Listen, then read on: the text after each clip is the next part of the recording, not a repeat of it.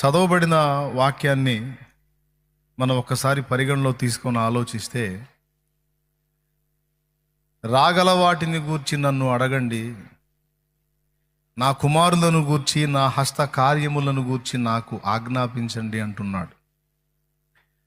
దేవుడు రెండు సంగతులు చెయ్యమని మనకు ప్రోత్సహిస్తున్నాడు.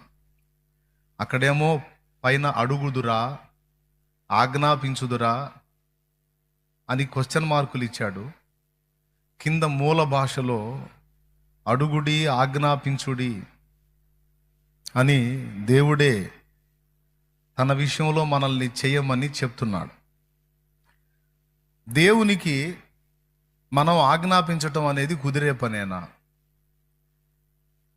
ఆజ్ఞలు అనేవి దేవుడు మనకిస్తాడా, మనం దేవుడికి ఇస్తామా?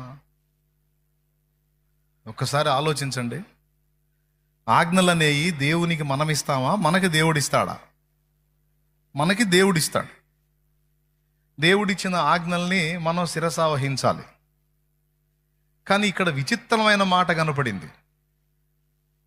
దేవుడు అంటున్నాడు, నన్ను ఆజ్ఞాపించండి అని. వేటి గురించి? నా కుమారులను గూర్చియు నా హస్త కార్యములను గూర్చియు నాకు ఆజ్ఞాపించండి. అంటే రెండు కార్యాలు నెరవేరునట్లు నాకు ఆజ్ఞాపించండి అంటున్నాడు. మొదటిది ఆయన కుమారుల యొక్క సిద్ధపాటును గూర్చి, రెండవది ఆయన హస్త కార్యములను గురించి. దేవునికి మనుషుడు ఆజ్ఞాపించడం అనేది ఊహించని సంగతి, అది ఊహించలేని సంగతి. పాత నిబంధనలో చూసినా, క్రొత్త నిబంధనలో చూసినా దేవుడు మనుషులకు ఆజ్ఞాపించినట్టు మనకు కనబడితే కానీ మనుషులు దేవునికి ఆజ్ఞాపించినట్టు కనపడదు. కానీ యెషయా గ్రంథంలో ఒక ప్రత్యేకత ఉంది. 66 అధ్యాయాల పుస్తకం యెషయా గ్రంథం. అందులో 66 అధ్యాయాలు, బైబిల్లో 66 పుస్తకాలు.